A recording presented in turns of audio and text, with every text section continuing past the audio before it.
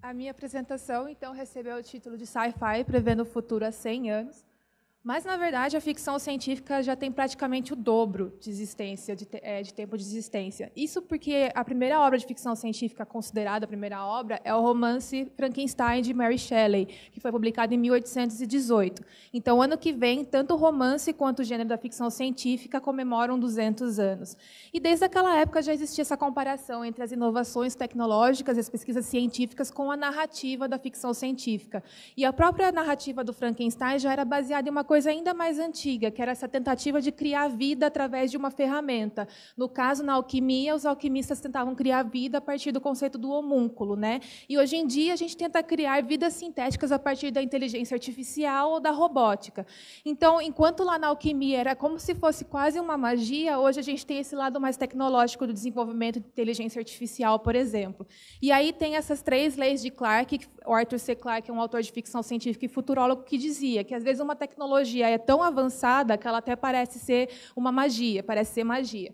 E aí eu trouxe para a gente fazer essa relação entre magia e tecnologia, essa inspiração na ficção para tecnologia e inovação tecnológica, um estilo dessa série que foi lançada no ano passado pelo National Geographic Channel, que chama Mars. É uma série que mistura tanto um lado especulativo da ficção, pensando como seria uma primeira missão colonizadora em Marte, e também reúne depoimentos de especialistas, pesquisadores, cientistas e empresários que estão trabalhando para que isso se torne uma realidade. Então, você tem depoimentos, por exemplo, do Elon Musk, que tem a iniciativa SpaceX de colonização em Marte, ao mesmo tempo que tem a área da ficção, em que se especula como seria essa missão colonizadora, como seriam os problemas que as pessoas enfrentariam lá e quais seriam as aventuras que eles teriam.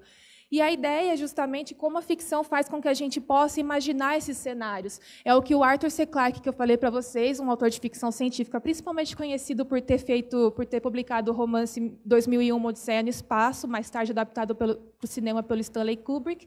E ele fala que a ficção, às vezes, é muito mais importante do que a não ficção, porque ela justamente nos ajuda a criar universos, abrir a nossa mente e pensar cenários do futuro. E isso é muito importante no momento de grandes mudanças. Isso ele falou em 2004, poucos anos antes de ele morrer, em 2008, com 90 anos. Então, imagina agora, em 2017, com mais coisas ainda acontecendo ao mesmo tempo. E o Arthur C. Clarke, ele não só tinha essa participação na ficção científica, como ele também tinha uma formação acadêmica como físico e matemático. E ele participava ativamente na comunidade científica, por exemplo, publicando papers, como em 1945, quando ele publicou um paper sobre uma tecnologia que é tão básica para a gente hoje, os satélites geoestacionários. Ele foi tão importante no desenvolvimento dessa tecnologia que, hoje, a órbita dos satélites geoestacionários, que são a base da nossa comunicação de celular, telefone, internet, recebeu o nome de órbita Clarke. E aí, vocês me perguntam, tá, Lídia, mas onde que você começou a fazer essa comparação entre ficção científica e inovação tecnológica, né? Isso começou em 2009, quando eu fiz a minha primeira pesquisa acadêmica, foi uma iniciação científica sobre uma animação japonesa chamada Serial Experiments Lane. Basicamente, essa ficção trata de questões filosóficas, desde identidade, memória, religião, e, basicamente, o pano de fundo dela é falar sobre uma rede, no caso a internet, que lá é chamada Wired. E lá eles propõem que as pessoas conseguem se conectar a essa rede sem o uso de dispositivos. Isso em 98, quando o Wi-Fi estava sendo desenvolvido e o celular estava começando a se popularizar, principalmente no Japão. Então, eles fizeram esse salto especulativo de pensar como a gente se conectaria à internet, saltando do desktop para o celular, para o Wi-Fi que estava sendo desenvolvido, até, por exemplo, algum implante neural que poderia fazer com que a gente se conectasse com a internet sem o uso de dispositivos, por exemplo, de tela. E esse é um projeto justamente que o Elon Musk também está investindo agora esse ano na empresa que ele lançou recentemente, que é a Neuralink. Mas guardem essa informação que eu já vou falar sobre isso. A ideia é que, basicamente, a ficção científica pode ser dividida em duas grandes categorias, a hard sci-fi e a soft sci-fi. A hard sci-fi é a mais antiga. Ela é baseada, por exemplo, nas obras dos autores como o Arthur C. Clarke, o Isaac Asimov e o Robert Heinlein, que tinham um background mais científico, por exemplo, sendo físico, matemático, na biologia e tal.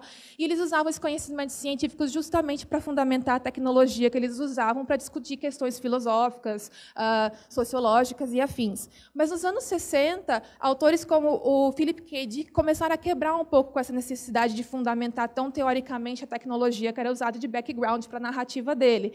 Então, ele trazia mais questionamentos com foco em, por exemplo, filosofia, sociologia, religião, psicologia e tal. E ele ficou conhecido principalmente por causa do romance dele, do Android's Dream of Electric Sheep, que foi adaptado para o cinema em 1984 como Blade Runner, pelo Ridley Scott. E lá, em 84, já começavam a discutir, por exemplo, questões como androides super realistas, né? E hoje a gente pode dizer que já existem androides assim, na verdade, desde 2003, quando foi criada a primeira ginoide, que seria a forma feminina de um androide super realista por pesquisadores de uma universidade sul-coreana. A Everone, ela foi criada com, por exemplo, fazendo uma combinação da aparência das principais cantoras e atrizes coreanas na época, e ela tinha como função a possibilidade de ser instalada, por exemplo, em lojas e museus para oferecer informações ou contar histórias para as crianças. E aí teve outros desenvolvimentos, tanto no Japão quanto na Coreia e tal, mas eu trouxe esse exemplo, por último, do ano passado, que causou um burburinho, porque esse designer chinês abandonou a carreira dele para se dedicar totalmente na criação dessa ginoide sozinho em casa. E aí a polêmica que surgiu é porque ela é exatamente a cara da Scarlett Johansson, apesar de ele não assumir. E o engraçado é que, enquanto o Arnold Schwarzenegger era a cara do futuro nos anos 90, talvez hoje a Scarlett Johansson seja a cara do futuro, desde Lucy até Ghost in the Shell, na adaptação americana que foi feita. E aí, o Philip K. Dick também ele teve essa importância já nos anos 70 de começar a tratar de assuntos como universos simulados, né? Uma coisa que ficou bem popular no final dos anos 90, quando o Matrix foi lançado. Aquela ideia, será que a gente está vivendo numa Matrix? Tal? Será que a gente está vivendo numa simulação de computador? E já nos anos 70, o Philip K. Dick falava disso. E é engraçado, é interessante a história do Philip K. Dick, porque quando ele foi fazer a extração do siso dele, ele recebeu uma anestesia com um componente químico que fez com que ele alucinasse, tivesse visões. E, a partir disso, ele mudou o ponto de vista da vida dele, e a própria produção de ficção dele também mudou, teve uma virada. E ele fazia palestras falando, a gente pode ser que a gente esteja vivendo num mundo simulado. E isso, em 99, é rebuscado com o Matrix, e, em 2003, 4 anos depois, um filósofo e futurista chamado Nick Bostrom publicou um artigo acadêmico falando justamente sobre essa hipótese de que estaríamos vivendo num universo simulado. E existem pessoas que realmente acreditam nessa hipótese, como o próprio Elon Musk abertamente falou que ele acredita que a gente pode estar vivendo num mundo simulado. E o próprio Matrix, na verdade, ele é como se fosse uma adaptação cinematográfica muito inspirada em uma obra que foi seminal nos anos 80 para a criação de um novo subgênero da ficção científica, que é o cyberpunk. Lá nos Estados Unidos, alguns autores, escritores começaram com essa vertente, sendo alguns dos principais expoentes o Bruce Sterling e o William Gibson, que escreveu a principal referência do gênero, que é o Neuromancer, né, publicado em 84. E lá o Neuromancer já começou a tratar de coisas como cultura hacker, implantes neurais, ou implantes mesmo, membros biônicos e tal. E aí, isso é uma coisa que é discutido no Matrix mesmo. Por exemplo, se vocês lembrarem aquela cena do Neo, que ele consegue fazer o download de artes marciais e consegue lutar na hora. Já no Neuromancer também tinha essa ideia. E isso é o que o Elon Musk está propondo esse ano com a Neuralink, justamente para, como ele vê que o nosso mundo está cada vez mais populado por inteligências artificiais, a maneira do ser humano continuar relevante é justamente fazer essa fusão entre homem e máquina. Mas antes da gente dar esse salto cognitivo a partir dessa fusão, ainda o ciborguismo está extremamente em alta. E isso você pode ver, por exemplo, no ano passado, a Eidos Montreal, uma desenvolvedora de videogames, lançou o segundo título da série Deus Ex mais recente, que é um videogame mais antigo, né? E aí lá tem esse personagem principal, que é o Adam Jensen, que ele tem um braço prostético. E os fãs começaram a mandar mensagens para a Eidos Montreal, perguntando, nossa, como que eu faço para ter um braço igual? Como que eu faço para comprar? Vocês vendem? E eles, não, a gente é uma desenvolvedora de jogos. Mas eles tiveram um estalo e resolveram fazer uma parceria com uma startup chamada Open Bionics, que justamente desenvolve membros prostéticos. Então, hoje, quem quiser, o código é aberto, pode imprimir em casa, se tiver uma impressora 3D, o braço igualzinho do Adam Jensen. E eles viram justamente nisso uma possibilidade não só de fazer essa parceria, como também divulgar a questão do ciborguismo, tanto promovendo eventos, como eles promoveram no ano passado, em agosto, em Nova York, o Humans by Design, para discutir questões éticas e tecnológicas do ciborguismo, divulgando projetos de pessoas que têm membros prostéticos, como é o caso da Amy Purdy, que é uma atleta e dançarina que no ano passado fez aquela performance com um robô na abertura das Paralimpíadas no Rio, ou então ainda outras artistas como a Victoria Modesta, que tem uma perna biônica também, ela usa isso como tanto acessório de moda, quanto um manifesto artístico. E aqui no Brasil, a gente tem uma rapper chamada Isa Lu, que também passou a assumir a perna prostética dela como um símbolo de resistência das minorias que ela representa. Tá bom, mas se vocês querem realmente dar um salto enorme nessa questão do ciborguismo, a gente tem, tanto quem viu a adaptação americana agora do Ghost in the Shell, ou o filme de 95 do Mamoru Oshii, vocês sabem que a protagonista ela tem o corpo inteiro biônico e só o cérebro biológico dela foi transplantado para esse corpo.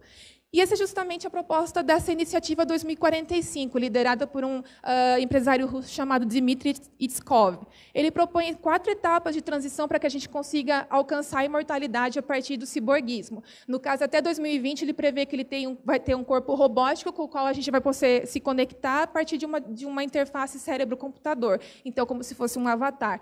Mais tarde, a gente vai poder literalmente transplantar o nosso cérebro para esse corpo robótico, até que em 2045 a gente perca essa materialidade e vire seres de luz, seres de holograma mesmo, que é uma proposta também que aparece nos quadrinhos de final dos anos 90, chamado Transmetropolitan, do Warren Ellis.